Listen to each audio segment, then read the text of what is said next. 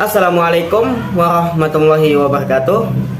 Saya Muhammad Aldi Irfani dari kelompok 10 ingin menyampaikan presentasi pendidikan akhlak yang berjudul tentang akhlak seorang muslim.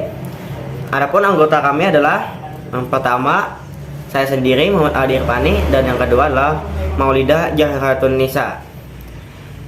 Yang saya hormati terlebih dulu adalah dosen pengampu kepada Ibu Diana MPD dan teman-teman yang saya hormati dan saya banggakan. Ya, kita memasuki penjelasan tentang akhlak seorang muslim.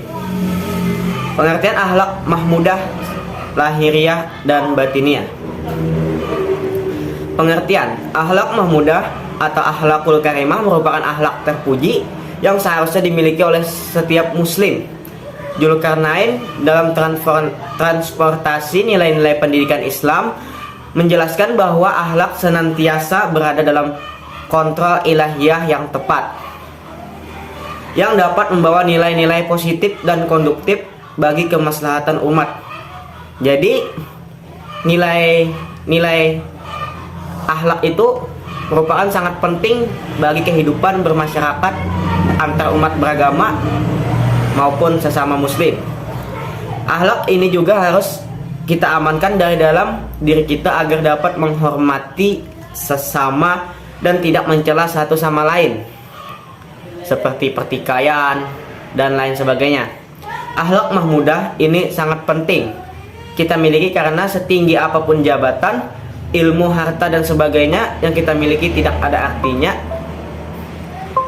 kalau kita tidak memiliki atau mempunyai akhlak. Karena kalau sekadar memiliki ilmu, jabatan, dan pangkat, iblis lebih tinggi daripada manusia derajatnya. Dan ilmu iblis itu lebih tinggi daripada manusia, karena iblis juga hafal Al-Quran, hadis, dan sebagainya. Tapi satu, dia tidak memiliki akhlak dan merasa dirinya lebih hebat daripada Adam sehingga dikutuk dan dikeluarkan daripada surga. Karena pada dasarnya akhlak sangatlah penting dan tinggi derajatnya di sisi Allah. Kalaupun hanya berilmu, hanya seperti iblis yang kaya pada manusia. Akhlak mahmudah terbagi menjadi 3, yaitu akhlak kepada Allah, akhlak kepada manusia, dan akhlak terhadap alam. Akhlak terhadap Allah. Dalam pendidikan agama Islam, perguruan tinggi umum menjelaskan bahwa akhlak kepada Allah dapat diartikan sebagai sikap perbuatan yang seharusnya dilakukan oleh manusia sebagai makhluk kepada Tuhan Sang Khalik.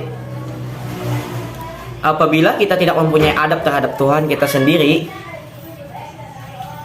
dengan tidak menjalankan semua perintahnya atau membangkang terhadap bagaimana Allah akan meridhoinya. Berikut beberapa contoh perwujudan akhlak kepada Allah. Yang pertama, bertakwa kepada Allah dengan mempercayai segala keagungannya. Sabar menurut Al-Quraisy artinya menjauhkan diri dari hal-hal yang bertentangan dengan agama, kehendak Allah, dan larangan-larangan Allah. Tawakal artinya menyerahkan segala urusan, ikhtiar, dan upaya yang telah kita lakukan kepada Allah, bersyukur atas nikmat yang telah diperoleh. Akhlak kepada manusia. Akhlak kepada manusia dibagi menjadi akhlak terhadap diri sendiri dan dalam lingkungan keluarga. Akhlak terhadap diri sendiri adalah kewajiban manusia sebagai makhluk yang dibekali akal, pikiran, dan hati nurani terhadap dirinya sendiri. Sedangkan akhlak kepada orang lain adalah sesuatu perbuatan yang kita harus menghormati satu sama lain agar tidak terjadi sesuatu yang menyudutkan orang lain. Adapun contoh akhlak terhadap diri sendiri yaitu memelihara kesucian, kebersihan, kesehatan, kesepian, dan kecantikan diri. Memelihara kerja akal, pikiran dengan menganalisa dan mengambil hikmah dari apa saja yang sedang dialaminya. Lalu yang ketiga, mengurusi keharmaan di bumi dengan mengolah dan memanfaatkannya untuk kebutuhan hidup di dunia. Adapun contoh akhlak dalam lingkungan keluarga yang terwujud yaitu bakti kepada orang tua karena ridho Allah dan ridho orang tua. Berbakti kepada sanak saudara dan mengingat kualitas dan kuantitas silaturahmi dengan mereka. Selanjutnya, akhlak kepada alam.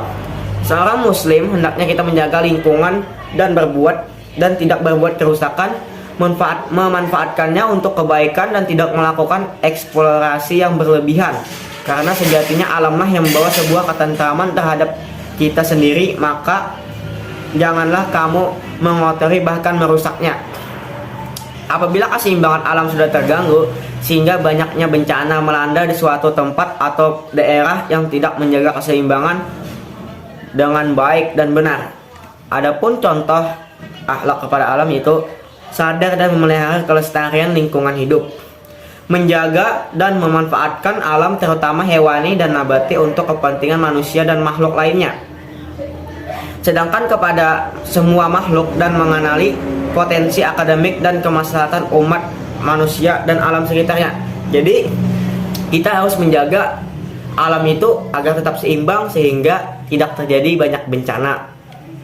Bahkan sekarang ini di beberapa daerah, bahkan di tempat kita itu Pulau Kalimantan, dari sebelumnya tidak pernah terjadi banjir. Dari tahun 2020 itu awal terjadi mulanya banjir yang sangat luar biasa.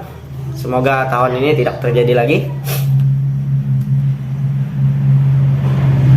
Dan akhlak mahmudah terbagi menjadi dua, yaitu sebagai berikut: akhlak mahmudah secara lahiriah dan akhlak mahmudah secara batiniah.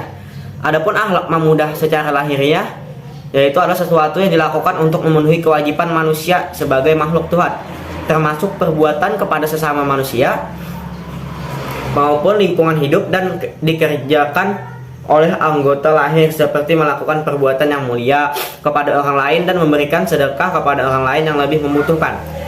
Akhlak mahmudah secara batiniah yaitu adalah segala sesuatu yang dilakukan oleh seseorang perilaku terpuji yang dilakukan oleh anggota batinnya, diantaranya seperti tawakal yaitu berserah diri sepenuhnya kepada Allah, sabar dalam menghadapi segala ujian yang diberikan, serta taubat atau niat yang tidak mengulangi kesalahan di masa lalu dan ingin memperbaiki diri menjadi lebih baik lagi, dan menerima qada dari Allah ada termasuk sifat mahmudah sebagai hamba yang baik. Kita harus menerima ketetapan yang ditetapkan oleh Yang Maha Kuasa kepada kita.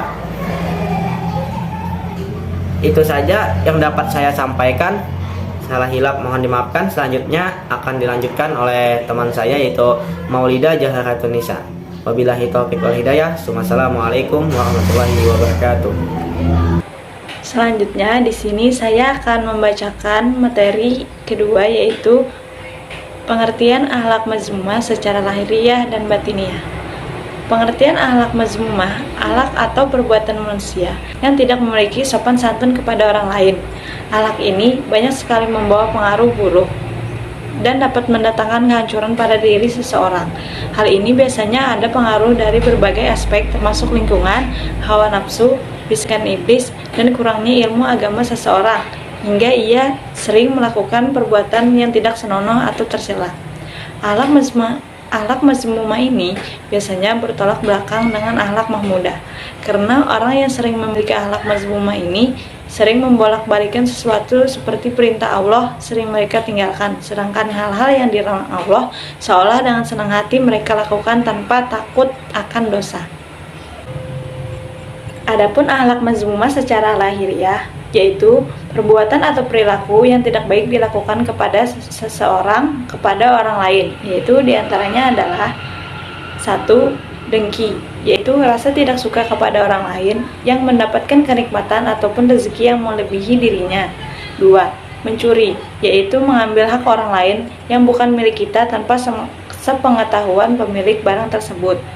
3. Berdusta, yaitu perbuatan yang membohongi orang lain. 4. Berdusta kepada orang tua. Ini adalah sikap yang sangat tidak terpuji. Seharusnya sikap kita kepada orang tua kita adalah menghormati kedua orang tua kita, bukan malah membentak ataupun hal serupa. Adapun akhlak mazmumah secara batiniah, yaitu perbuatan buruk yang kita lakukan terhadap Allah, sehingga kita banyak menyimpan daripada agamanya yang diturunkan kepada Rasulullah agar disampaikan ke bumi. Adapun akhlak mazmumah secara lahiriah sebagai berikut: meninggalkan sholat fardu. Ini adalah sikap yang kurang baik dan sangat buruk tentu saja. Kita tahu bahwa sholat adalah salah satu kewajiban kita sebagai umat muslim. 2. Yaitu musyrik. Ini adalah perbuatan sangat tercela, yaitu menyekutukan Allah dengan sesuatu selain daripada Allah. Ada beberapa poin yang dapat kita ambil guna menghindari sifat tercela. 1. Mengendalikan hawa nafsu pada diri sendiri, karena seringkali hawa nafsu inilah yang selalu mengajak kita pada kejahatan kemaksiatan.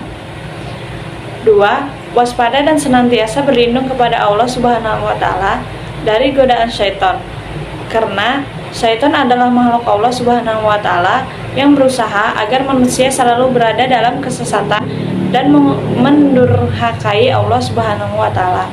3. Istiqomah dan taat kepada Allah Subhanahu wa Ta'ala melalui berbagai rangkaian ibadah dan memperbanyak salawat kepada Nabi Muhammad SAW. Sekian presentasi dari kelompok kami. Mohon maaf jika ada salah kata. Wassalamualaikum warahmatullahi wabarakatuh.